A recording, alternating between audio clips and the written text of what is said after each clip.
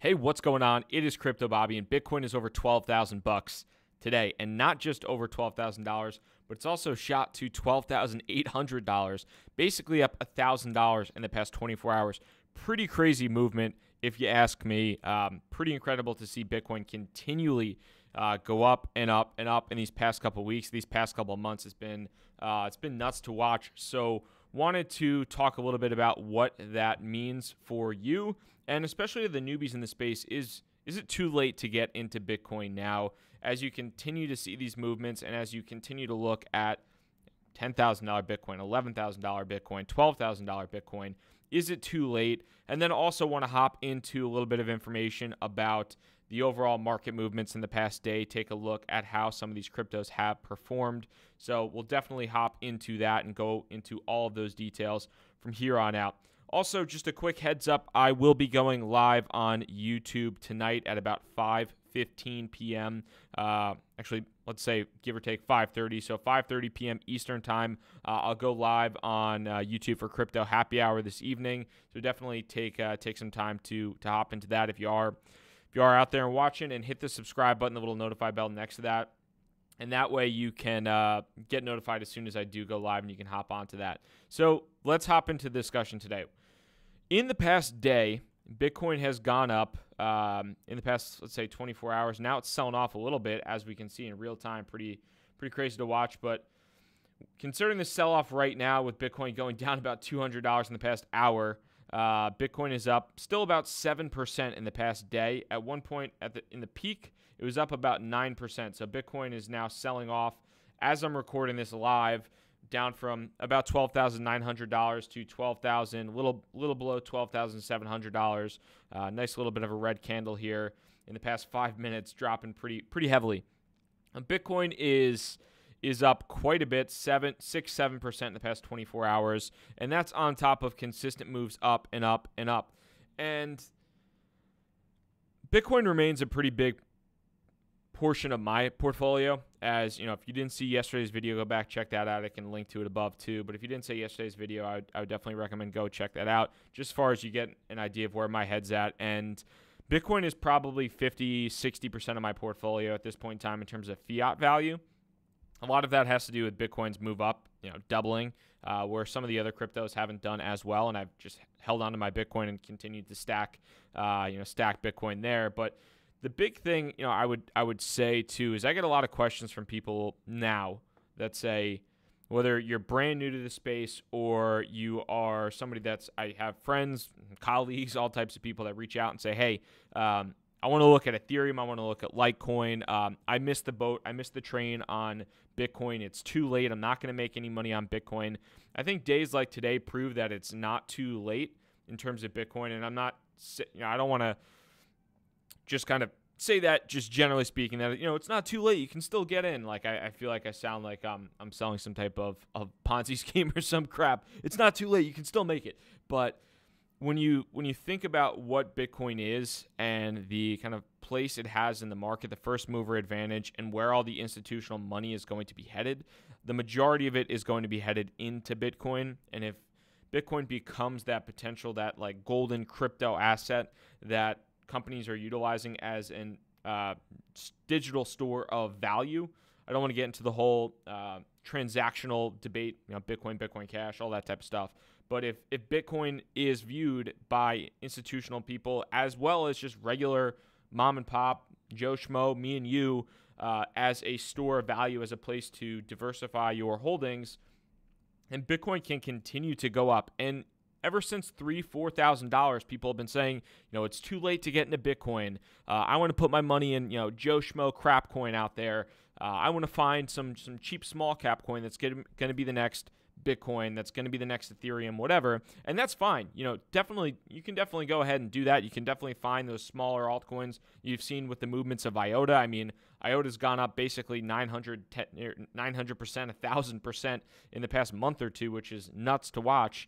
And that is, one of the next big large cap cryptos out there.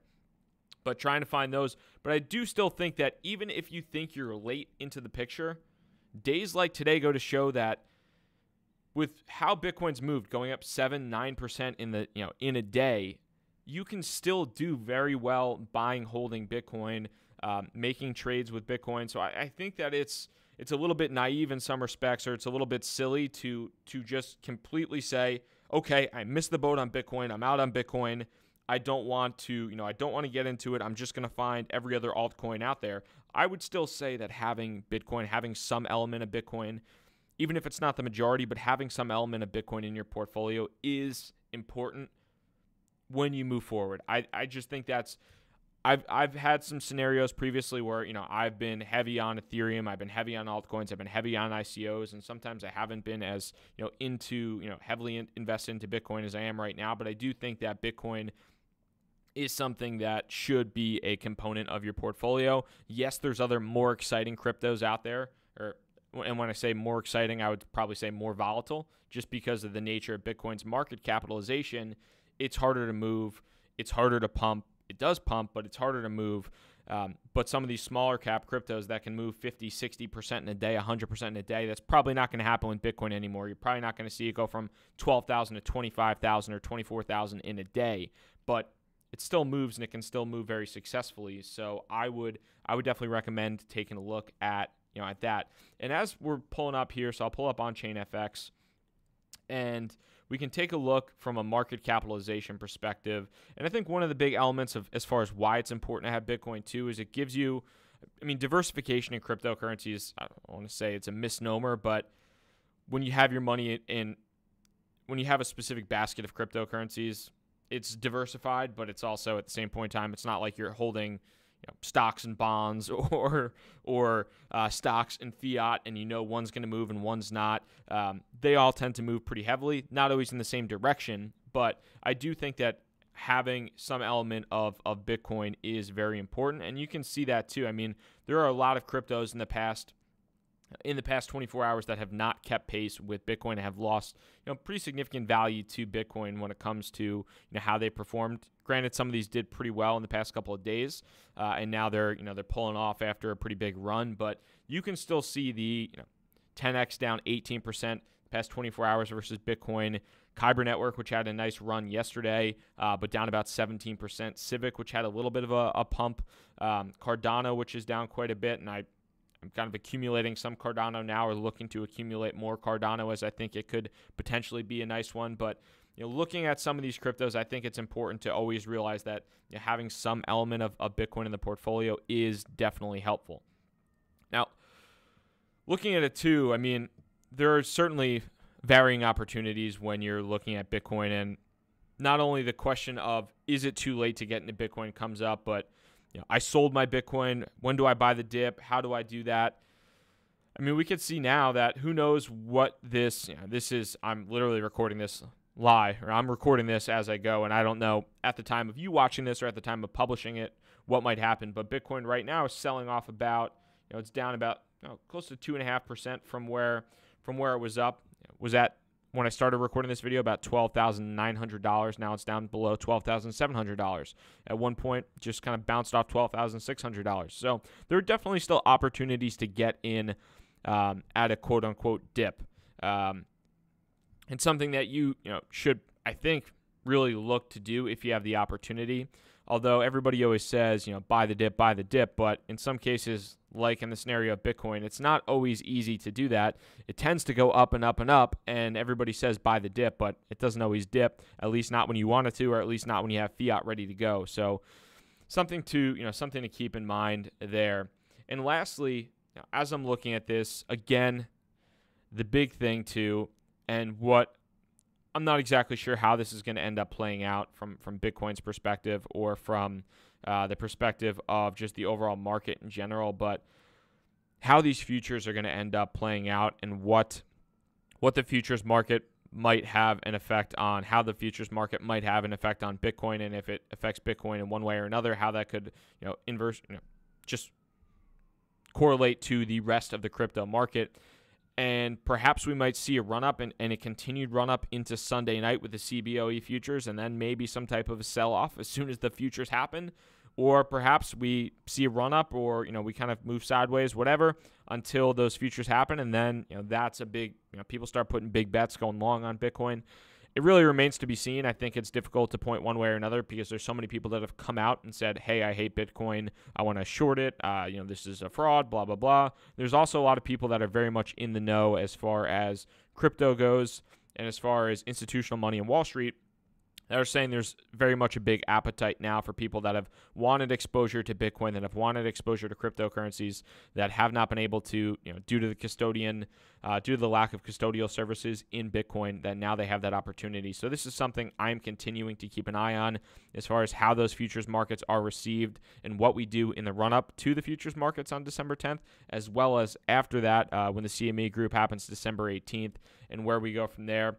And also, looking at a couple of quick, nice movers on the past day from just a change perspective. A couple big movers that I definitely want to point out too. Monocoin, however you pronounce it.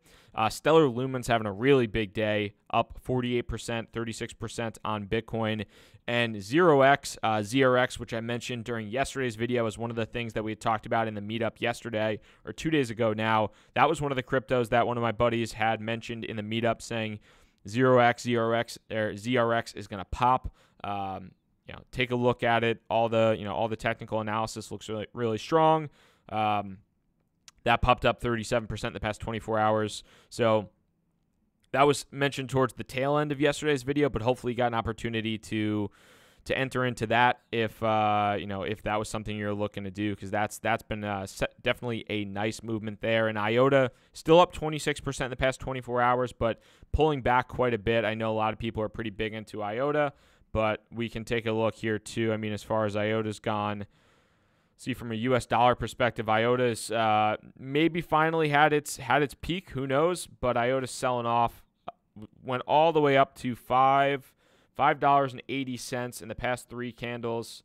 The past 12 hours is down about 30%. So, not sure if that's the final sell-off of IOTA or if it still has room to go. I don't have any money in IOTA personally. I know a good amount of people do, but that's just kind of where it's been fascinating to watch it go up and go up and go up, but now down about 30-something%. So hopefully there's not too many bag holders at the $5.60 range that bought in up there, trying to get in and trying to hop in at the last minute. But a lot of people were asking me yesterday too, why, in yesterday's video, why don't you have IOTA? Why don't you have IOTA? And quite frankly, I wasn't early in IOTA. I didn't buy when it was $1. I didn't buy when it was 40 cents. So after something spiked up 900%, typically I don't want to buy when something's up 900%, and this is the reason why. Because after something goes up 900%, inevitably somebody's going to take profit, and when somebody starts taking profit and selling and driving the market down, then everybody freaks out, and then everybody else that that had profit starts saying, okay, well, I'm screwed, and it goes down and down, and then somewhat levels out a little bit. So I don't have anything against IOTA. When the most liked comment on yesterday's video was actually, why don't you own IOTA? And that was simply it. I wasn't early on, and when something goes up 900%, could it keep going up? Yes, but is it more likely, in my opinion, that it's probably going to dip back down? Yes, and we're seeing that right now. So hopefully, if you got in on IOTA, you've taken at least some profits there, and you've made some good gains, because that was definitely an incredible run. But we'll see if this continues to hold up, or if this is a long-term sell-off, because it's a pretty significant movement down that 30% after a 1,000% move. Outside of that, guys, like I said, I will be going live this evening, 5:30 p.m. Eastern time. So if you'd like to join for that, definitely do that. Hit that subscribe button, the notify bell for that as well. Take your questions this evening. Look forward to talking to you. Thank you so much for your time. Crypto Bobby signing out. Peace.